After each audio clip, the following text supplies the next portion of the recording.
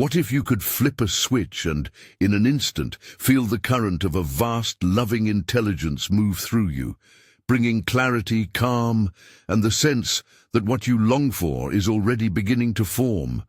Imagine your life lit from the inside, a lamp suddenly connected to a power source you always had access to, but never learned how to plug into. That image, simple, vivid, electric, is the heart of what Dr. Ernest Holmes taught, that the divine mind, the infinite creative intelligence, is not out there somewhere unreachable. It is present, available, and, when you learn the small, repeatable steps, accessible to you as a lived experience. You may have tried wishing, hoping, praying, or visualizing before and felt at times like those practices barely moved the needle. Maybe you thought, if this is supposed to work, why do I still feel stuck? Part of the answer is practical. Most of us hold beliefs, emotions, and daily habits that act like a dimmer rather than a switch. To change results, you don't only need a new desire, you need a simple mechanism to shift your inner state so it matches that desire. Holmes named that mechanism in metaphor.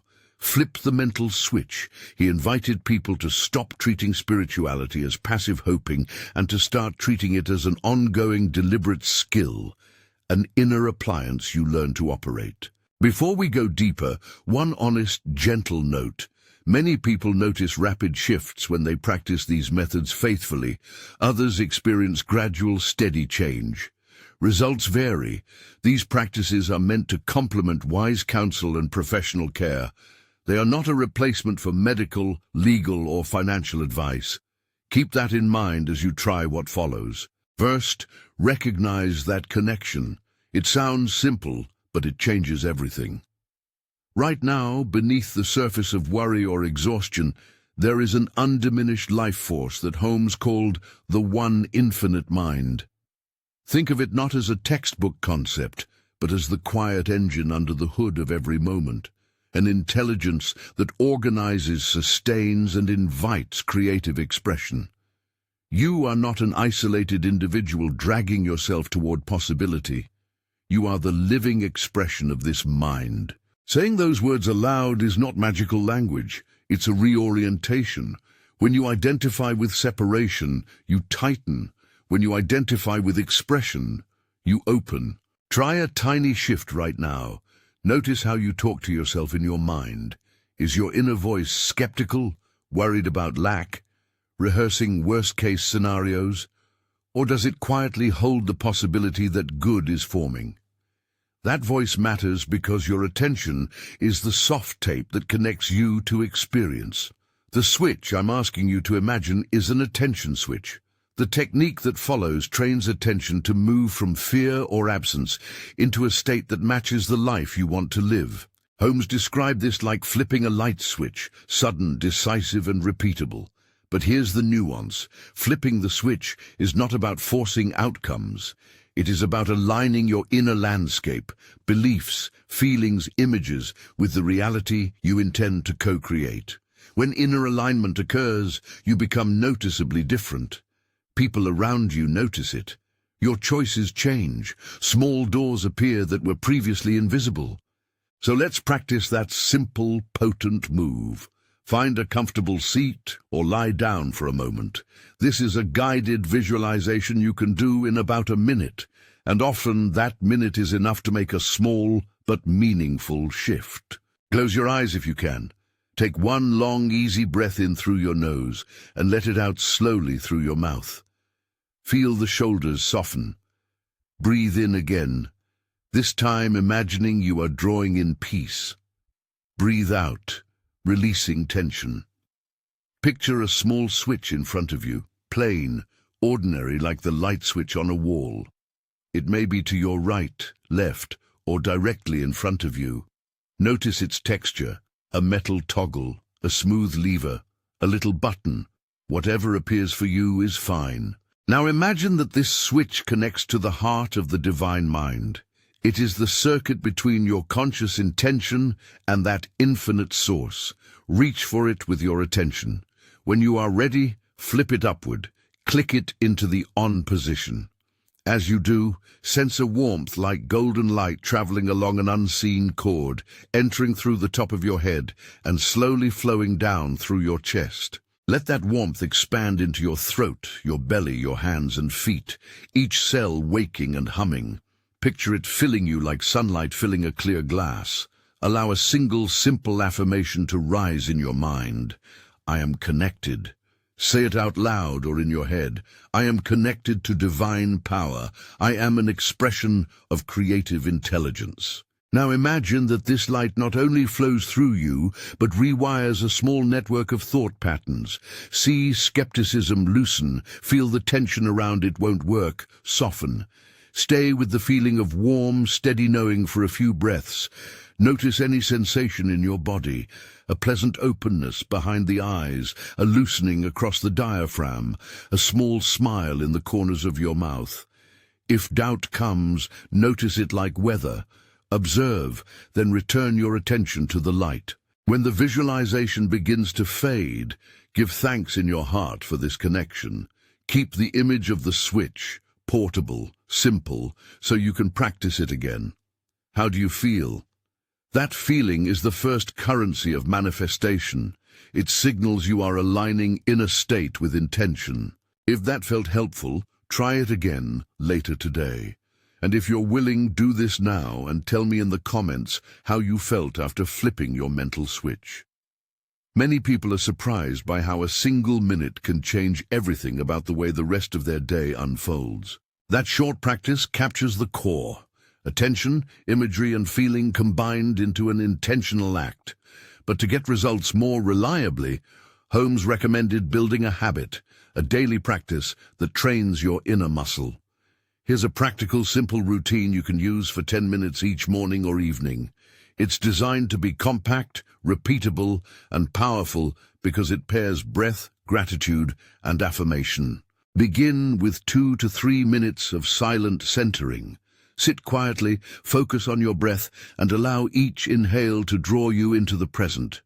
Release any agenda for this time. Your only job is to come to rest in your own being. Then, spend 3 minutes offering gratitude. Not generic gratitude, but specific moments. 3 things you are thankful for right now. Name them, perhaps a friend's voice, a small kindness you received, the roof over your head. Feel each one as you name it. Let gratitude expand in the chest like a warm tide. Next, spend the remaining minutes on focused affirmation and visualization. Speak a short set of phrases that express the life you want to live in the present tense. I am aligned with divine wisdom. Opportunities flow to me. I meet each day with calm courage. Say these aloud or in a steady internal voice, and as you do, see a vivid image of one particular desire already fulfilled. Choose one detail. A job interview concluded joyfully, a healed relationship, a clear next step in a project, and imagine it as if it has just happened. Feel the emotions that would rise: relief, gratitude, joy. Hold that feeling for at least 30 seconds. The emotional component is the key that turns image into energy. The whole routine takes 10 minutes. If 10 minutes feels too long at first, start with 5. The habit matters more than the length. The aim is consistency, daily repetition. So set a small, achievable commitment. 7 days in a row, 10 minutes each morning. Holmes emphasized practice. Spiritual capacity strengthens the same way a muscle does, with regular, measured use. Keep a tiny journal. After each session, jot one line, what you visualized, and one feeling you noticed. This creates a feedback loop and helps you recognize subtle shifts over time. Emotional alignment deserves a closer look because it's often the missing piece. Many people practice visualization without engaging the body's felt sense. They imagine things intellectually but remain emotionally distant, and that mismatch blunts effect. Holmes taught that feeling is not decoration, it is energetic direction. If you can cultivate the feeling of already having what you desire, joy, relief, gratitude, you begin to vibrate at a frequency that invites matching experience. That doesn't mean forcing fake happiness when you're grieving or denying real pain. It means, within the honesty of your present, cultivating the emotional tone that corresponds to your intention. Here's a sensory way to practice emotional alignment. After your visualization, place a hand on your heart and breathe into that contact. Imagine that with every inhale you draw in the warmth of what you desire. With every exhale you release resistance. Picture gratitude as a warm color, gold or amber, spreading from your chest into your limbs. Let it tingle in your fingertips. Keep the image small and attainable. If you want calm, imagine a quiet blue light resting in the lungs. If you want confidence, imagine a steady, sunlit beam between the shoulder blades. Sensation anchors image. Over time, your body will recognize those markers and more readily reproduce the feeling when you call on it. You will also meet resistance, old stories, fear of disappointment, or the voice that says you are unworthy. When that voice shows up, do not battle it with blame. Instead, meet it with curiosity. Ask, what is this fear protecting me from? Where did this story start? Simply noticing without sharpening judgment often drains the fear of its energy. Then, deliberately redirect attention to the switch and to the felt sense of what you desire. That redirection is not suppression, it is retraining. Think of it like teaching a puppy to sit instead of chew the slippers. Gentle, patient, consistent. Let me share two brief illustrative stories. Anecdotes rather than promises, so you can see how these ideas show up in ordinary life. A woman I once worked with, a committed professional in her late 30s, felt stalled in her career. She practiced the 10-minute routine faithfully for 2 weeks. On the morning after her 14th session, she walked into a meeting with a different posture, lighter, more present. She noticed an opportunity that had been invisible to her before and asked a question that led to a project assignment. She didn't wake up with a guaranteed promotion, and she still had to do the work. But her internal shift allowed her to be seen differently and to step into an opening she might have missed. Another person reported a small financial turnaround.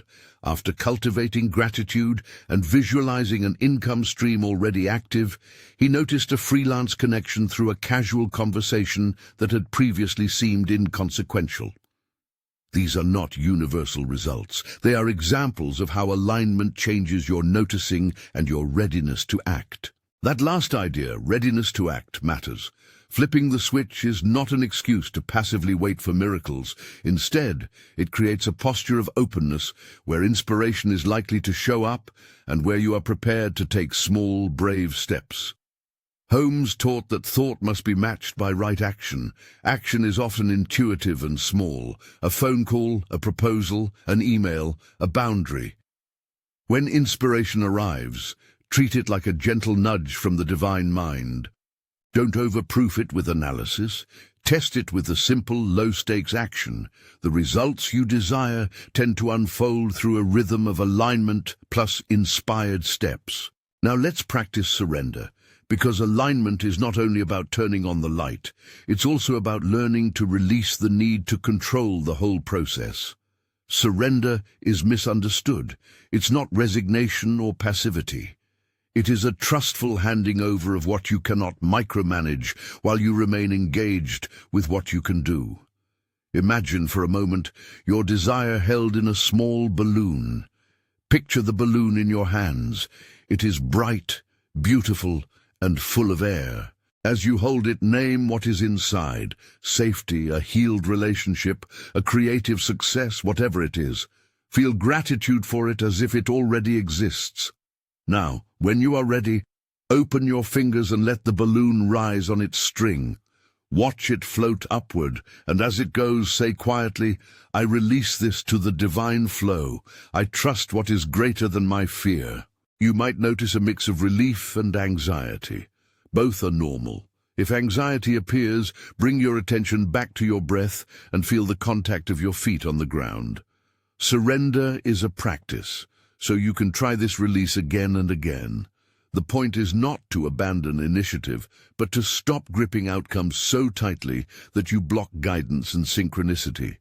When you release, you create spaciousness for solutions that could not have fit inside your clenched hands. A brief surrender exercise you can use when pressure feels high. Take 3 deliberate breaths. On the inhale, think of the thing you want to influence. On the exhale, imagine loosening your fingers around it. Repeat, I do what I can. I release what I cannot control. I trust the path forward. Say it softly. That sequence, intentional action, then letting go, is the rhythm that invites intelligence to work in ways you may not foresee. As you practice flipping the switch, cultivating feeling and releasing control, start paying attention to your inner guidance. Intuition often arrives as small, quiet signals, a sudden idea, a gentle pull toward a conversation, a vivid image during a walk. Holmes encouraged cultivating this inner ear. To tune it, make a simple habit of noting intuitive hits and acting on the low-risk ones. Keep a small notebook titled Nudges. When you act on a nudge and something useful follows, even a tiny positive result, record it. Over time, you'll build confidence in the guidance and learn to differentiate between fear-driven impulses and the soft currents of inspiration. Synchronicity will often follow when alignment deepens. A synchronicity is a meaningful coincidence. You think of a person, then they call. You imagine an idea, then you see the exact phrase in a book. These occurrences are not magic tricks. They are indicators that your attention and the field of possibilities are resonating. Note them without making them the only proof of validity. Use them as encouragement to continue practicing. One practical way to strengthen your sensitivity to intuition is to carve out 10 minutes once a week for reflective reading. Pick a line from a poem, a verse, or a quote that sparks something in you. Sit with that line and ask, what next step does this suggest? Write the first small action that comes to mind and commit to doing it within 24 hours. This tiny ritual trains you to listen and to respond quickly, 2 habits that tend to amplify manifestation. At this point, you may be wondering how long before you notice a difference. Some people report immediate shifts, less anxiety, clearer thought, a new idea. Others observe slower changes, relationships softening, finances stabilizing, creative doors opening over weeks or months. Both experiences are valid. The key variables are consistency of practice, emotional honesty, and willingness to take intuitive action when it comes. As you build this practice, there are a few pitfalls to watch for. One is trying to manufacture feelings that feel false. Forced positivity tends to rebound and create inattention. Aim instead for authenticity. If you are grieving, permit grief, but still practice brief moments of gratitude for small, real things. Another pitfall is turning the practice into a performance, doing it to prove something to yourself or others. The practice is a private wiring of your attention. It thrives best when it is honest and humble. Let me invite you into a short prayer-like affirmation that you can use as a bridge between practice and daily life. These words are offered as a tool, not as a guarantee. Say them aloud or in your heart, in your own voice. Divine Mind, I open to your presence within me. Guide my thoughts, quicken my intuition, and lead me to right action. I release what I cannot control and align my heart with gratitude. Amen. Repeat if it resonates. The phrase I release is vital because it reorients the posture from clutching to receiving. There is an ethical dimension here too. As you become more effective in manifesting, remember the responsibility of using influence for good. Holmes emphasized alignment with goodwill and service.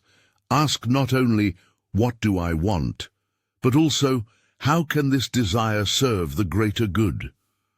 When intention is held in the context of contribution, synchronicities tend to carry the process forward in ways that feel both joyful and responsible. We have explored recognition of connection, the flip-the-switch technique, daily habit, emotional alignment, surrender, and the beginnings of tuning intuition. Each of these is a strand in the same rope. As you practice, you will discover which part of the rope needs strengthening. For some, it will be the habit building. For others, the willingness to surrender. For others still, the courage to act on a small intuitive nudge. If you want to go deeper with what you've tried so far, take 1 week to experiment intentionally. Use the 10-minute routine each day. Keep your little journal. Practice the switch at least twice daily, morning and midday, and use the surrender exercise whenever you feel stuck. Notice any tiny shifts in mood, attention, or behavior. You might find that your days become punctuated by small, improbable openings rather than one big, miraculous event. Those openings, compounded over time, form the tapestry of a transformed life. There is a delicate balance between eagerness and patience in this work. Do not confuse eagerness for entitlement. Your soul's movement is seldom linear. It is often circuitous, inviting you through lessons of patience, compassion, and humility. Holmes invited people to approach the practice with faith that is practical, faith exercised through repeated acts of alignment, and then gentle trust that intelligence will respond in time and in ways that honor the whole of life. As you settle into these practices over days and weeks, you may start to notice patterns in how the divine mind communicates with you. Perhaps it uses people, chance conversations, or a sudden clarity while you're washing the dishes. When those patterns emerge, honor them. Cultivate gratitude for the teacher in each form. This is how the field of potential becomes an active unfolding. You align, you notice, you act, and then you receive. Rinse and repeat. Now take a breath and feel into what most resonates for you in all this. Is it the light switch image, the 10-minute routine, the surrender metaphor, or the invitation to notice intuition? Hold that part gently and make one small commitment for the next 3 days. 1 minute, 1 practice, 1 action. Keep it tiny. The human nervous system loves small wins. They build confidence faster than grand, irregular efforts. If you feel some resistance as you read this, skepticism, fear of failure, or disbelief, that too is part of the work. You are invited to hold your skepticism alongside curiosity. Try the exercises not as a promise, but as an experiment. See what changes. Be willing to be surprised. Many people who began as doubters found, after a weekly practice, that their inner weather shifted in dependable ways. Others learned that the practice clarified what they actually wanted, which in itself is a profound benefit. As you move forward, remember a core teaching of Holmes. Spiritual practice is not about forcing outcomes, but about aligning with a larger intelligence so your life can express what you most deeply intend. That alignment feels like being in tune rather than being in control. In the moments when you practice, when you flip the switch, notice how your posture changes, how your choices feel different. Those are the real signs of progress. You have now been introduced to the switch, practiced it briefly, learned a 10-minute routine, explored emotional alignment and surrender, and received tools to tune intuition.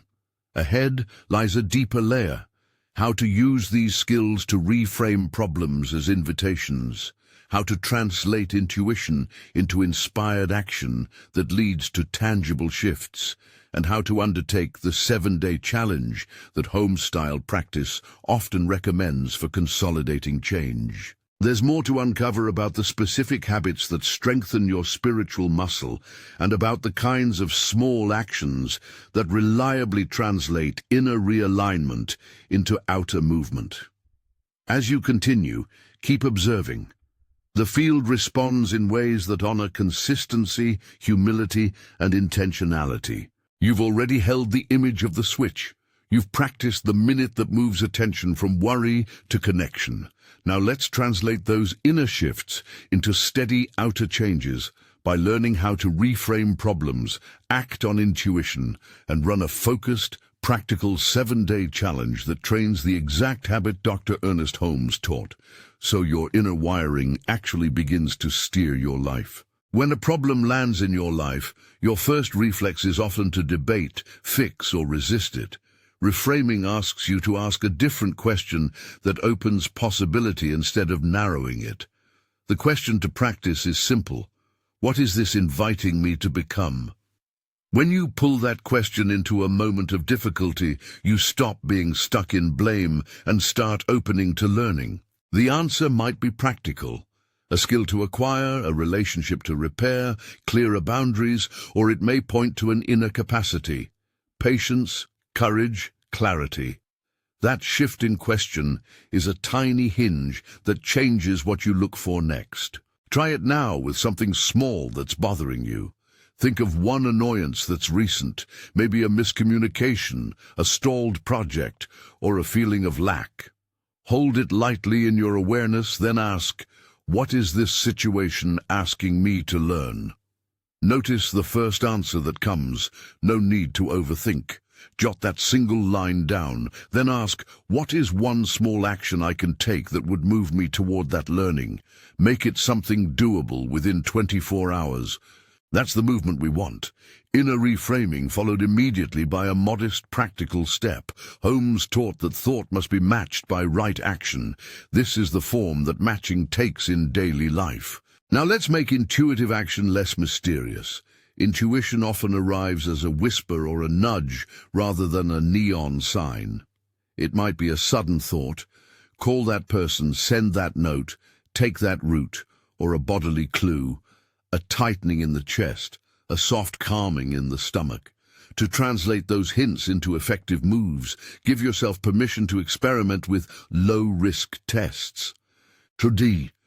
If an idea nudges you, design it as a tiny experiment. 5-minute phone call, a short email, a single page of writing, a brief walk to clear the head.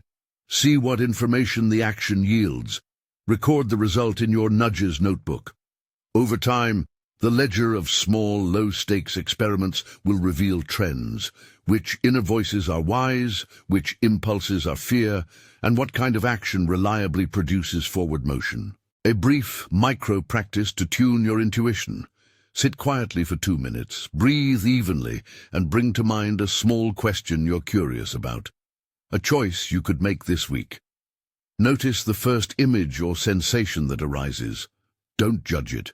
Note its tone and the first action it suggests. Commit to trying that action in a constrained way within 48 hours. Observe what happens and write it down. This pattern of notice, test, note is how intuitive muscles grow. To help you integrate all this, here is the 7-day, 10-minute challenge, clear, practical, and aligned with Holmes's emphasis on repetition. You're invited to practice for 10 minutes each day for 7 consecutive days.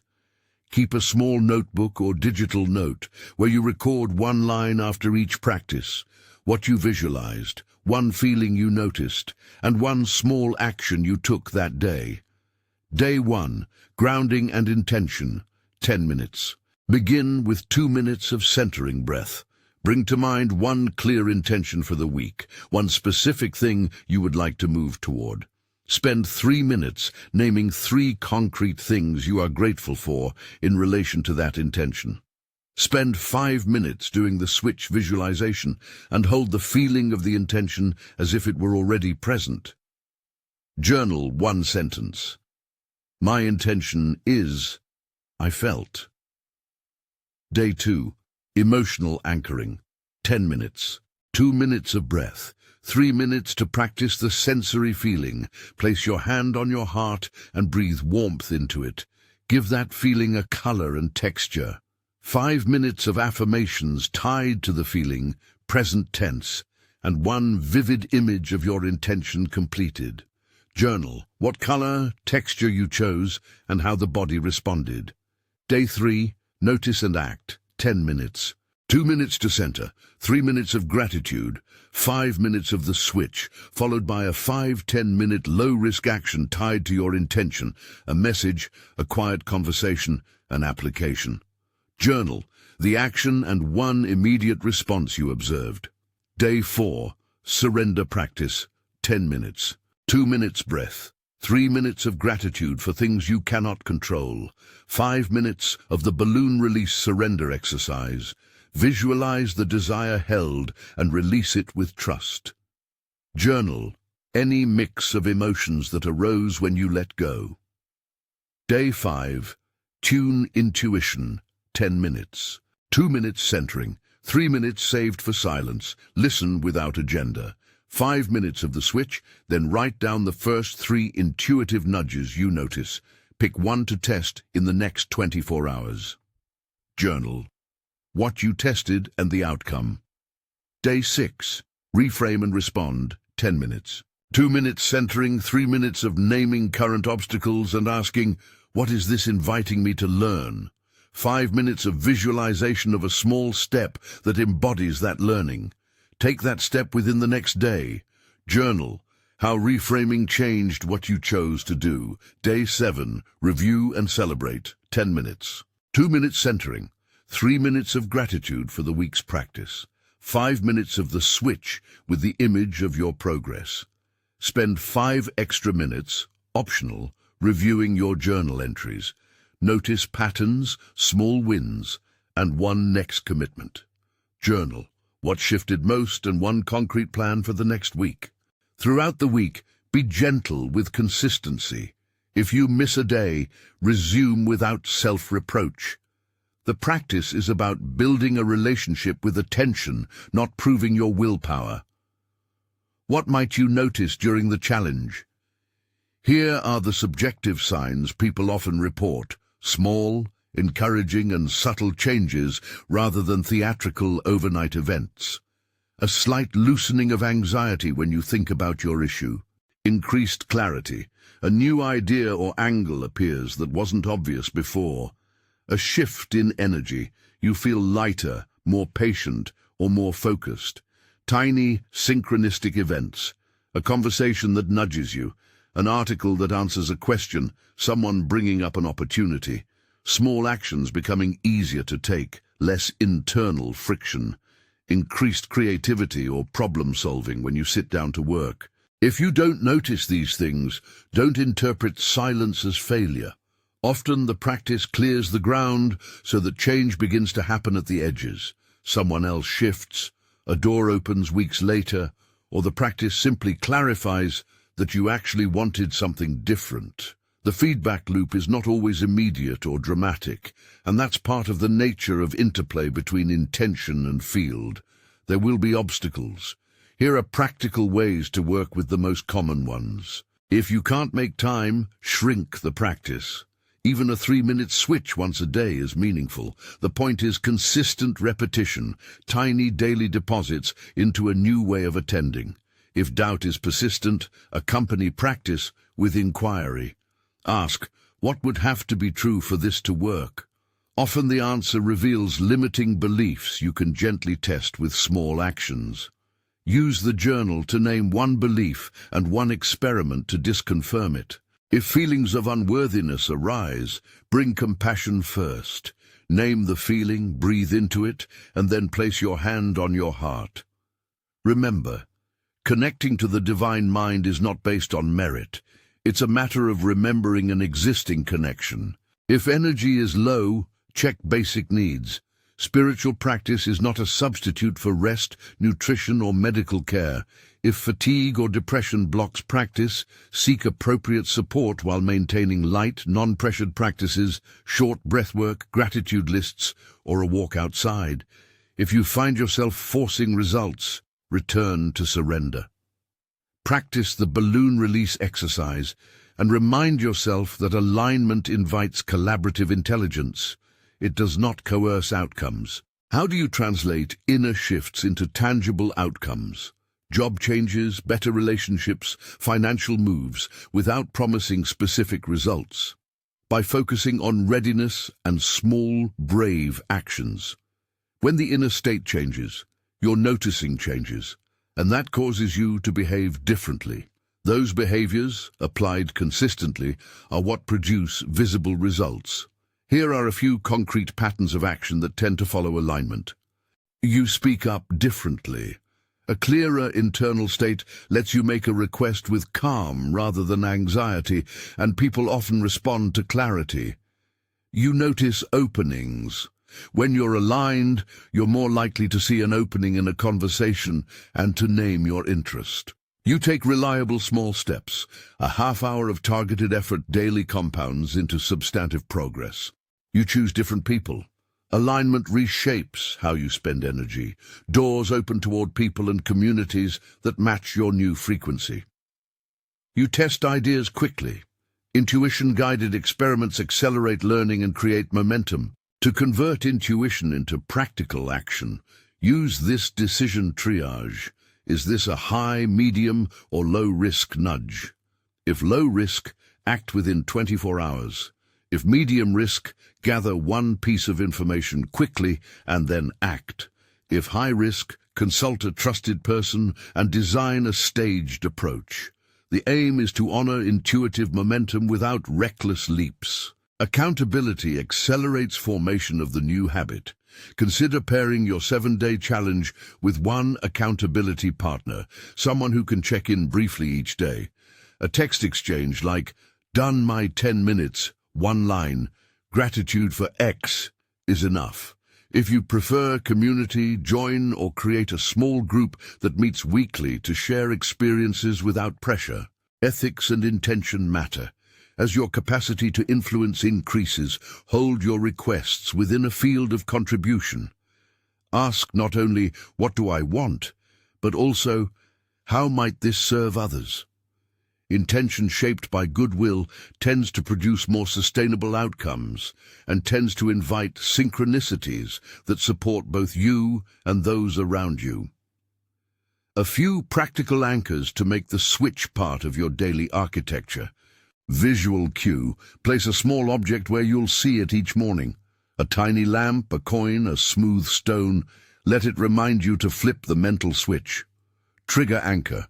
Use an existing habit. Make coffee, brush teeth as a prompt to do a 1-minute switch. Phone reminder. Schedule a non-intrusive reminder titled "Switch" at midday to reconnect. Physical anchor. Associate a gentle hand-on-heart gesture with the feeling of alignment so that the gesture alone can evoke the state when needed. Advanced variations for when you're ready. Micro switches throughout the day. Practice the 1-minute switch at transitions. Before a meeting, before a difficult conversation, or before you start a creative task. Expanded gratitude mapping. Once a week, spend 15 minutes mapping all the small things you noticed that week and attribute even tiny wins to alignment rather than luck. The 2-step test for intuition. Notice the nudge. Act on a 5-minute test. Write down what happened and what you learned. Repeat.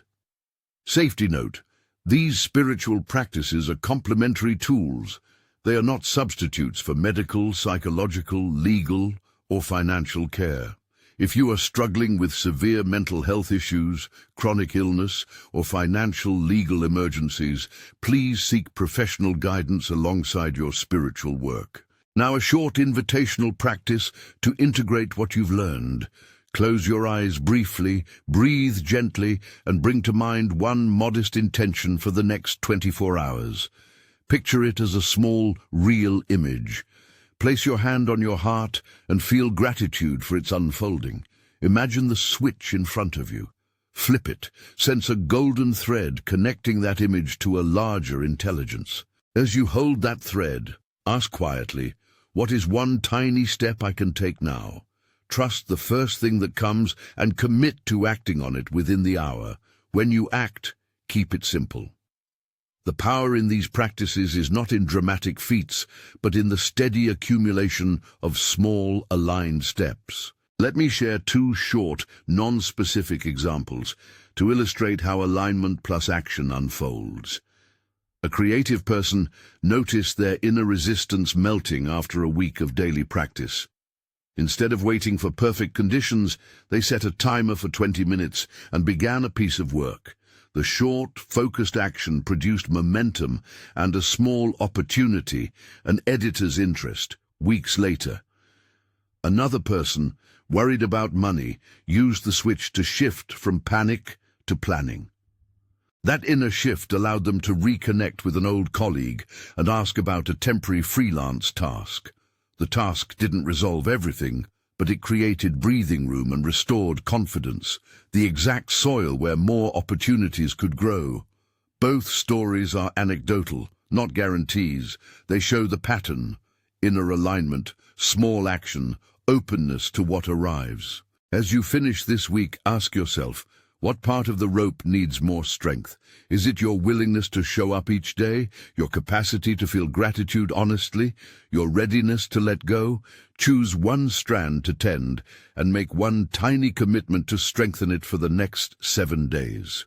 Before we close, here is a short prayer-like affirmation you can use to carry this practice into everyday life. Speak it as a bridge between intention and action, not as a formula that forces outcomes. You may say it aloud or hold it as an inner cadence. Divine mind within me, awaken my sight, guide my heart to act with courage and my hands to do what is right. Help me release what I cannot control and receive what is in harmony with good. Amen. You are invited now to take the 7-day challenge. 10 minutes a day, a small journal, one low-risk action daily, and the willingness to notice what shifts. If you commit, begin today. Post one sentence in the comments about what you intend to practice for the week, simple and specific. Then return each day to your 10 minutes, and at the end of 7 days, notice what is different. Some shifts may feel instant, many will be subtle but meaningful. All of them are part of the work of learning to live as an expression of the divine mind. If you found this teaching helpful and want more guided practices like the switch visualization, subscribe and join our next guided session where we'll practice the switch together and explore advanced methods of tuning intuition. Share this video with someone who needs a gentle invitation to try a new way of noticing. May you be granted patient courage as you practice. May the little switches you flip each day illuminate a path forward, and may the changes, slow and quick, visible and quietly internal, bring you toward a life that feels more like your true design. God bless you, and may your attention find its way back to the always available source of wisdom and love within.